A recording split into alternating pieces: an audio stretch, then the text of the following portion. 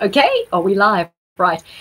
This is a lot of people have been ringing the radio, commenting on social media, and saying that after their Brexit betrayal, where they feel their vote didn't count or has been overridden by MPs, that they are never going to vote again. And this is a big appeal to you guys not to use that strategy. It will achieve nothing. Just think it through.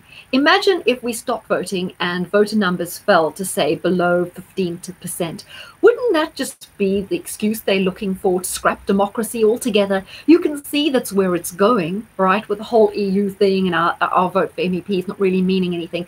It's going to play right into their hands if you stop voting, right?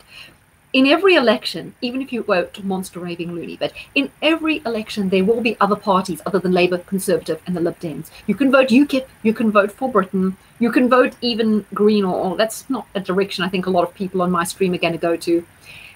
George Galloway used to have a Respect Party, so if you feel on that side of things but you still support Brexit, maybe he'll one day do a party, but vote for those parties, because even if you don't manage to elect an MP, if those parties get many millions of votes, then it means the BBC, Sky and all these have to give their representatives airtime. They have to be invited to debates. Look what we did with UKIP. We never had a single UKIP MP, but with 5 million people voting UKIP, we pressured David Cameron into a referendum, which shows you can use your vote tactically. You don't have to get MPs. You can still have an effect and you can still swing the vote. So if you vote UKIP, it can change the balance and make it maybe easier for Labour or for the Tory guy to get in your seat. I know most Labour people are actually, other than Kate Hoey, which is absolutely brilliant, she's excellent. Daniel Hannan is not a Labour. Most Labour people are obviously not Brexiteers. But look and see, is your Tory candidate or is your Labour candidate a Brexiteer? If they are, vote for them. If they're not, move your vote somewhere else. Talk to your friends and neighbours and coalesce behind another candidate. Even if you're not sure about that party, you know that you're at least going to shake things up. So please don't fall into this trap of saying, I won't vote again. Think about it. Spoiling your vote. Do they care? Does Theresa May come out when she's won the election and say, well, I'm very disappointed that there were a million spoiled votes? She couldn't give a monkey's, nor would Jeremy Corbyn. As long as they get in is all they care about. And half of what Labour are doing are not because they care about democracy or Brexit. All they care is getting in so they can get their far left agenda going. I just wanted to say as well, as far as this new party goes, the ones with the rebels like Anna Soubry and those, it's not even a party, it's a company. They didn't register as a party because probably it's too difficult, and also because they don't want to reveal where their funding is coming from. And that tells you everything you have to know about that bunch. They are puppets. It's the Tony Blair party. They're starting by being non-transparent from the beginning. That's not a good start. In fact, it's actually an excellent start for Remainers because the whole EU is not transparent. So maybe it suits Remainer MPs. So, that party I think is going to crumble. What unites them is just a hate of Brexit and the fact that they are just kind of irrelevant in their own party. I heard Anna Soubry once on an LBC. I just couldn't listen to anymore. Someone rang in from her constituency, which I think is Broxtowe. And they said, I'm in your constituency, I'm a member of the Tory party. She immediately says, where do you live? Why must a caller reveal where he lives? It's ridiculous.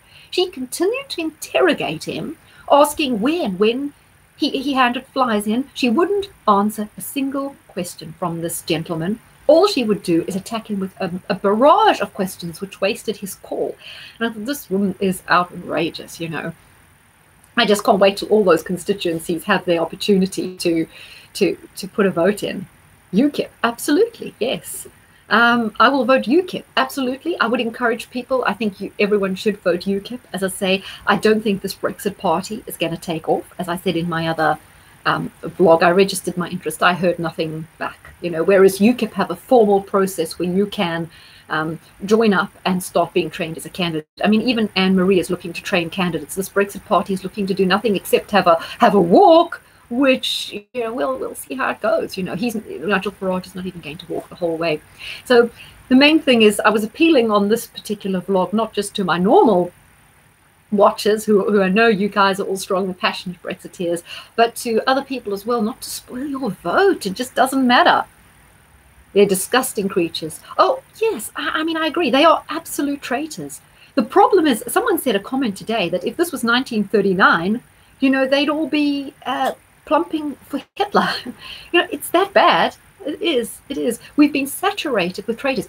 Did anyone else see the article, I think it was in the Times, to say that 90% of the civil service is pro-Remain? They frequently mock, belittle, are extremely rude about Brexiteers. They all are determined to put a spoke in the wheel. I blame Common Purpose. I'm not sure if a lot of you know the Common Purpose organization, which is like so-called a charity. And what it does is train civil servants. They're very big on neurolinguistic programming. They're extremely pro-EU, very authoritarian. They've been influencing the police profession, the teaching profession, and they influence massively the civil servants in Whitehall. And that's why they all so brainwashed to be pro-Remain. And plus, a lot of those people have probably been selected on the basis that they, have kind of these sociology degrees, which means they're mostly brainwashed to the EU. Guys, I recommend that you all listen to Lord Pearson, what he had to say about the BBC, and this proves what all of us have been saying. I used to say often that the BBC and loads of us are so biased against Brexit, and I used to sometimes speak on the Ian Collins show, and he'd say, but no, I mean, how can other people not see it? But Lord Pearson has now proved it, because he mentioned a study that said, since Brexit, there has been only one story about the opportunities Brexit presents on the BBC. Meanwhile, there have been hundreds of opportunities saying how bad it is, hundreds of programs saying how bad Brexit is, right? One program on the positives of Brexit, right? He said in the last 15 years, there have only been 3-point-something% of guests on shows who were pro-Brexit. The rest of the 96-point-whatever% were all Remainers. And he said guests on BBC shows always 2-to-1, 2 Remainers to 1 Brexiteer. It just, the survey brings it down to numbers you cannot argue with, factual, that they are biased. And, so is Sky. I recommend to everyone listen to TalkSport. Julia Hartley-Brewer and Mike Graham are great. Eamon Holmes is also kind of on our side.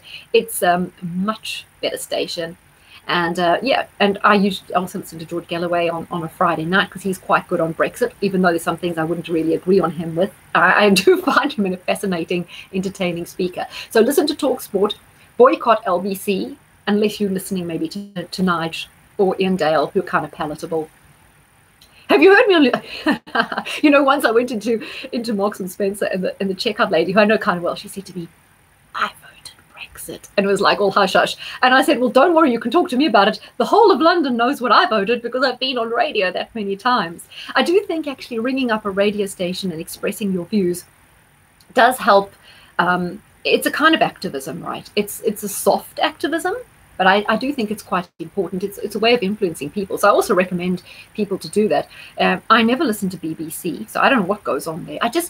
Ever since I came to this country, I perceived this patronizing attitude from people on the BBC. They talk down to you like you are children in the classroom.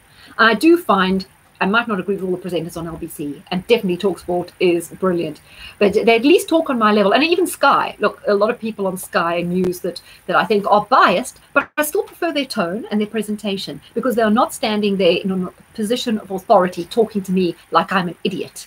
That's what I just resent about BBC. I don't know how anyone listens to them. As Steve Allen says, so many of their show programs on the level of ringing about your favorite sandwich filling. It's low impact stuff. Yes, Goldie, I know George is good on a lot of things, eh? Yeah, I do shock myself, but I do think sometimes people accuse him of being right wing, and I think you could almost say that, because he's gone so far left he's come right, if you can think of it. I think he's kind of gone away from being such a communist as he was, right? He talks sense on a lot of levels. I absolutely love the kind of expressions he uses. He's a fantastic speaker. I would like to see him back in politics in another party, not Labour. Oh God, James O'Brien. I could smash the radio. Could you find a more self-righteous, condescending person? If Tony Blair was right standing in front of James O'Brien and Tony Blair said, get down and lick my boots clean, he'd do it. He'd fall to his knees and do it. He absolutely adores Tony Blair. He worships at the altar of political correctness. I don't know what's the point of him on the radio, because before he's opened his mouth, you already know what his stance on absolutely everything is going to be. What annoys me about him is he thinks he's kind of Einstein plus goodness knows what all rolled into one. Opinion he's got of himself.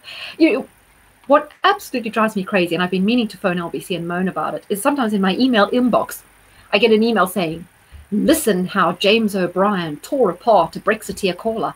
I think, how can this be right? This should be against broadcasting standards. And they do it on Twitter too. They take clips of callers who were kind of humiliated on air, and they play that.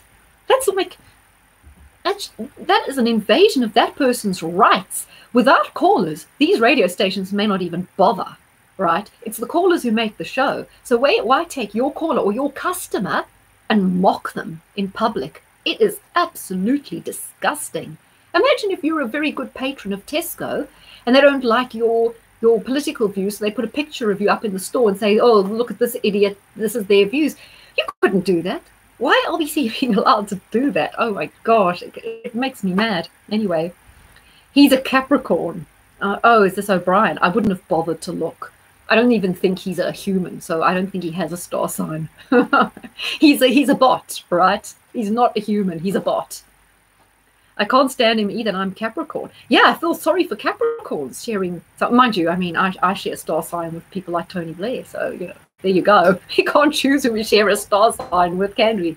There's some dreadful ones for all of us. Ah, dear. This was quite a fun rant, actually. Anyway, it's been good. Thanks for your comments. I didn't know if too many people will be. Carol, I will never vote for the Conservatives or Labour again. Nor me. I'm not going to vote for them again. Definitely not. I haven't actually been voting, Conservative for a while. I either vote tactically or, I do vote UKIP. And I was voting UKIP ahead of us getting the referendum, precisely because I felt that voting UKIP was the only way that I could express my main political concern, which was the European Union and their dumb army, which is also full steam ahead. But as I say, I think this whole thing is going to come crashing down because they're just doubling down in every way. Thank you very much. Thank you so much. It means a lot to me, And I think this is one of the, you're a great warrior princess that won't accept if anyone steps on your feet. No, I think I've always had a kind of bent to stand up for myself. I always have to have the last word, and I always have an argument for everything. But I think in politics, it's good. It's good, guys. While I'm on here, in case I've got a whole lot of these books out. Aries Horoscope 2019. It kind of looks backwards on there, inverted. But anyway, I've got one for each sign, and there's kind of a chat about, things going on for Aries. But there's one for every sign. They're available on Amazon. And I regularly do free days, so you can pick them up for free as well. Or if you're on Amazon, what's it called? Kindle, Amazon Prime, I think you can read them for free. So that really helps me as well. If you download my book and you have a little glance through, you don't pay anything, if presuming you are on Amazon Prime. And it helps me a lot. So if you do that, that's really helping me and helps me put out more output. Because at the moment, I have to spend a lot of time writing for people to for the income, because I don't make that much money from YouTube. But the more people support my books, obviously, like other YouTubers, the more I can spend on here chatting with you. And that's my novel, which is called Next of Sin. It hasn't got this cover anymore, but because I went for a few different covers to see which ones would work better. It's a thriller. It's based in the United Kingdom, a little bit in Japan, so it's got a kind of international flavor. And it's had some great reviews, especially on Amazon US. I have 2 other books as well. Next of Sin, which was the very first thriller I wrote, and another one called Not Innocent, Not Guilty, which is written under pseudonym Jax Logan, because I wrote it with a friend of mine. So if you feel like supporting me in any of my books, actually, you can see the new cover for Next of Sin back there. It's an aeroplane coming down. The one, you can you see?